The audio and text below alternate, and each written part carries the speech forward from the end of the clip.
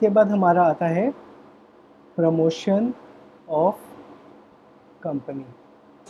Promotion of company की basically अलग अलग स्टेजेस होती हैं। इसकी 4 स्टेज होती हैं, जिसका मैं आपको एक एग्जांपल के साथ समझाऊंगा। सबसे पहले क्या होता है, जब भी कोई कंपनी वगैरह कुछ भी हमें करना है या कुछ है, सबसे पहले हम लोगों को आना चाहिए एक आइडिया कुछ भी हो सकता है। जैसे कि मैं एग्जांपल ले लेता हूँ अपना दिल्ली का। दिल्ली में मेरे को आइडिया आया कि मेरे को एक लिक्वर यानी कि शराब का स्टार्टअप करना है ठेके का। ठीक है, ये मेरे को आइडिया आया। इसमें मैं उसके बाद करूँगा, आइडिया आने के बाद मैं करता हूँ डिटेल्ड इन्वेस्टिगेशन में मैं मार्केट एनालिसिस वगैरह करूँगा। ये देखूँगा कि क्या मेरे कस्टमर्स कौन कौन से हो सकते हैं, मेरा आइडिया फीजेबल है भी या नहीं है, इसके लीगल प्रोस्पेक्ट्स क्या क्या है, मेरे को कितनी सेल मिल सकती है, मेरे को इसमें कितनी इन्वेस्टमेंट चाहिएगी, मैं सारी चीज़ों को करूँगा। सबसे पहले मेरे को आइडिया आया कि मेरे को एक लिक्विड स्टार्टअप करना है दिल्ली में, जो कि एक प्रॉब्लम है यहाँ पे। अगर रात को किसी को भी चाहिए तो नहीं मिलता, बट इसलिए मेरे को ये आइडिया आया और मैंने इसका डिलीवरी चालू कर दी। मैंने फिर इन्वेस्टिगेशन करी।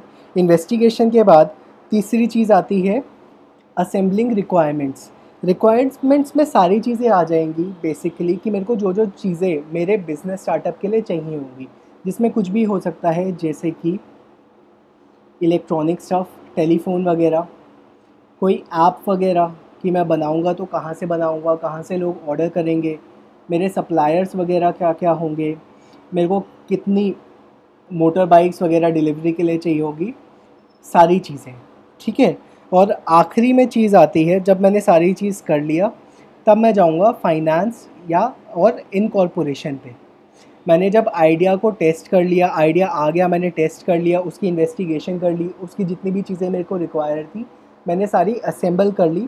लास्ट में मैं उसका फाइनेंशियल एस्पेक्ट देखूंगा और फिर उसको इनकॉर्पोरेशन की स्टेज पे ले जाऊंगा। प्रमोशन को हम इनकॉर्पोरेशन का फर्स्ट स्टेज भी बोलते हैं। इसके बाद आता है हमारे यूनिट का आखिरी टॉपिक, जो कि है इनकॉर्पोरेशन ऑफ कंपनी।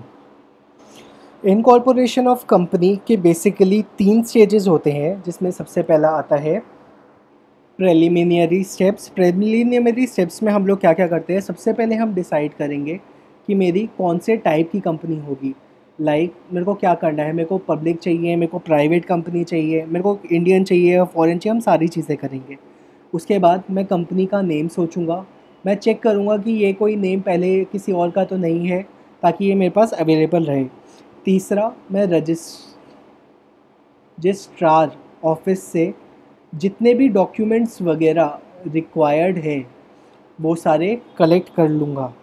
ठीक है, उसके बाद हमारा सेकंड आता है डिलीवरी ऑफ डॉक्यूमेंट्स। जब मैंने अपना टाइप सोच लिया, कंपनी का नाम सोच लिया, सारे डॉक्यूमेंट्स लिया, उसके बाद मेरे को ये भी जितनी भी सारी इन्फॉर्मेशन है सारी मैं रजिस्ट्रार को प्रोवाइड करता हूँ। इसमें बेसिकली क्या क्या होता है, MOA जिसे हम मेमोरेंडम ऑफ एसोसिएशन बोलते हैं, आर्टिकल ऑफ एसोसिएशन यानी कि AOA। उसके अलावा जितने भी डॉक्यूमेंट्स, फॉर्म्स वगैरह जो भी चीज़ें रिक्वायर्ड है सारी मैं रजिस्ट्रार ऑफिस में सबमिट कर देता हूँ। इसके बाद आता है स्क्रूटिनी ऑफ डॉक्यूमेंट्स। मेरे जितने भी डॉक्यूमेंट्स हैं वो रजिस्ट्रार क्रॉस वेरीफाई करेगा, वो चेक करेगा कि मैंने जितनी भी इंफॉर्मेशन प्रोवाइड करी है वो सही तो है, उसमें कुछ गलत तो नहीं है, उसमें कुछ फ्रॉड तो नहीं है। प्लस मैंने जो भी नेम वगैरह लिया है कंपनी का या जो भी मेरा लोगो वगैरह है वो ऑलरेडी किसी और कंपनी ने तो नहीं लिया हुआ या एक्वायर तो नहीं किया हुआ। और जब ये सारा हो जाता है तो लास्ट में रजिस्ट्रार हमें आखिरी उसमें सर्टिफिकेट ऑफ इनकॉर्पोरेशन प्रोवाइड कर देता है। सर्टिफिकेट ऑफ इनकॉर्पोरेशन का मतलब ये नहीं होता कि अभी भी हम अपना बिजनेस स्टार्ट कर सके। Even after getting certificate of incorporation we are required to get certificate of commencement of business as well. इसी के साथ हमारा ये यूनिट ख़त्म होता है। उससे पहले लास्ट में एग्ज़ाम से रिलेटेड थोड़े से टिप्स। CCS के जितने भी हमारे एग्ज़ाम्स होते हैं वो 75 मार्क्स के होते हैं रिटन, और उससे पहले 25 मार्क्स हमें इंटरनल कॉलेज से मिल जाते हैं इंटरनल्स के।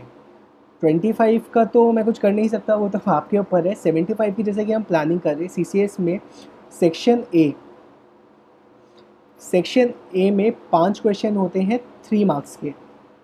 सेक्शन बी में 3 क्वेश्चन होते हैं 7.5 नंबर के, जिसमें से we need to attempt any 2। और लास्ट में आता है सेक्शन सी, जिसमें होते हैं 5 क्वेश्चन 15 मार्क्स के, जिसमें से हमें एनी 3 अटेम्प्ट करने होते हैं। एक जनरल क्राइटेरिया अगर हम लेके चले CCS के अंदर, तो किसी भी इंडिविजुअल को पास, या फिर जिनका मतलब बेसिकली एम सिर्फ इनफ मार्क्स लाना है, तो उन्हें 50 मार्क्स चाहिए होते हैं हर एग्ज़ाम के अंदर। 50 में से हम लोग ये लेके चलते हैं, अज्यूम करके चलते हैं कि आप लोगों को इंटरनल में एटलीस्ट मिनिमम से मिनिमम 15 मार्क्स तो मिल गए। Now we are left with only 35 marks which we need to score in this exam. 35 के लिए मैंने बहुत सिंपल सी डिस्ट्रीब्यूशन करी हुई है, जो कि हर किसी के लिए पॉसिबल होती है। सेक्शन ए में हम लोग 5 मार्क्स का टारगेट लेके चलते हैं। इसके लिए सिंपल है, जितने आपको क्वेश्चन आए पर क्वेश्चन आपको 1 पेज भरना है। 1 पेज भरोगे तो आपको इजीली 5 पेज के 5 नंबर मिल जाते हैं। सेक्शन 2 में पर क्वेश्चन 3 पेजेस होते हैं, जिसके हमें आराम से 4 मार्क्स पर क्वेश्चन, यानी कि 8 मार्क्स मिल जाते हैं। 8 और 5 हमारे हो गए 13 के अलावा बचते हैं 12 नंबर सेक्शन सी में लेना बहुत आसान है। जस्ट पर क्वेश्चन अगर आप 4 पेजेस भी भरते हैं, तो आपको पर पेज का 1 नंबर तो एग्ज़ामिनर अवॉर्ड करता ही करता है। ये बहुत आसान है। सिर्फ एक टारगेट रखिए कि लाइक आपका जितना भी एग्ज़ाम है, इसमें आपको बस 23 पेजेस फिल करने हैं at any cost. That's it. इसके अलावा आपको कोई सी भी यूनिवर्सिटी वगैरह के लिए हेल्प चाहिए हो या कुछ भी चाहिए हो, तो आप हमारी ईमेल पे भेज सकते हैं, या फिर चैनल पे नीचे कमेंट में कर दीजिए। हम पक्का आपकी हेल्प करेंगे उससे रिलेटेड सारा काम करवाने के लिए।